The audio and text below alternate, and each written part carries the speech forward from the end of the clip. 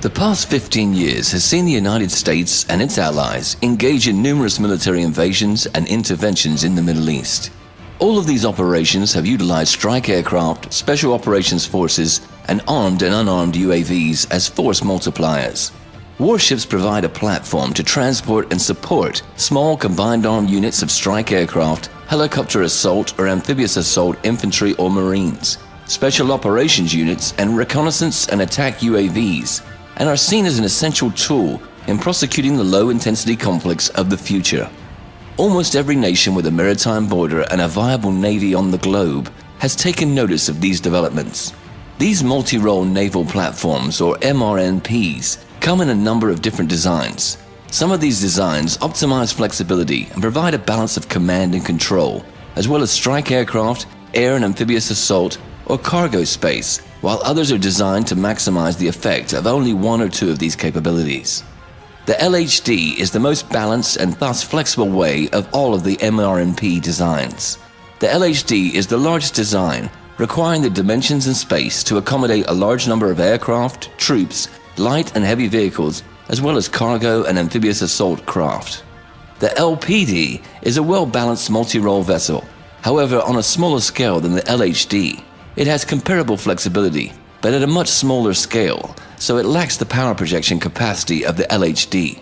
Although their smaller size limits the scope of their operations, they gain the benefit of being able to operate more easily in littoral waters and are less costly to build and maintain. The DDH is a relatively new adaptation of the MRNP. The DDH abandons all amphibious capabilities in favor of aircraft assault and aerial strike capability.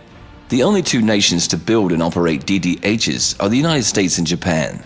The JMSDF operates 3 DDHs currently, with a 4th vessel to enter operation in 2016. It is obvious to see the benefits of these multi-role vessels with their inherent flexibility, humanitarian support, and power projection capabilities. The benefits are obvious, but why are so many vessels now being built in such a short span of time? These naval building programs are being driven by geopolitical developments in 2 main regions of the globe, the Mediterranean and the Asia-Pacific. This is in direct relation to the wars of regime change and disruption in the Middle East and the US pivot to Asia, and the disputes over the contested areas in the East and South China Seas. Although Russia was denied the 2 Mistral-class vessels, Vladivostok and Sevastopol, when France reneged on the deal in 2014, Russia immediately made it clear that it will acquire indigenously designed and built vessels of similar pattern. These vessels would have proven of decisive value in supporting the Russian intervention in Syria. 2 vessels were instead sold to Egypt. It is yet unclear how Egypt will employ these vessels in the future, but may aim to use them in bolstering the Saudi-led military intervention in Yemen. Turkey entered into a contract with DCNS to build an LPD based on the Juan Carlos LHD pattern in the summer of 2015. The accelerating acquisition of MRNPs in the East and Southeast Asia regions is the most alarming, with China, Japan, Indonesia, Malaysia, the Philippines, Australia, and the United States all rapidly building and commissioning these vessels in high numbers over the past 10 years. It could reasonably be said that there is a naval arms race occurring in proportion to developments related to the South China Sea crisis.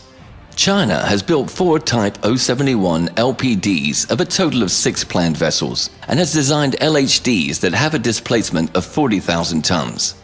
Other claimants to disputed islands and waters in the South China Sea have been encouraged and supported by the United States in their efforts to acquire LPDs to back up their territorial claims with naval power.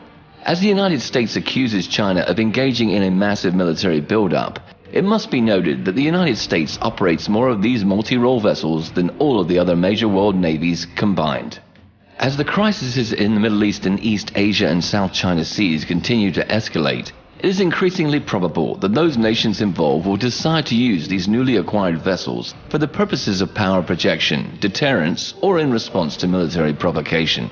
Considering the increasing brinkmanship and saber-rattling between the United States and China, the irresponsible and destabilizing military actions of Turkey against its neighbors, and the recklessness of the Saudi-led coalition in Yemen, the odds that these powerful new naval tools will be used increases with each passing day.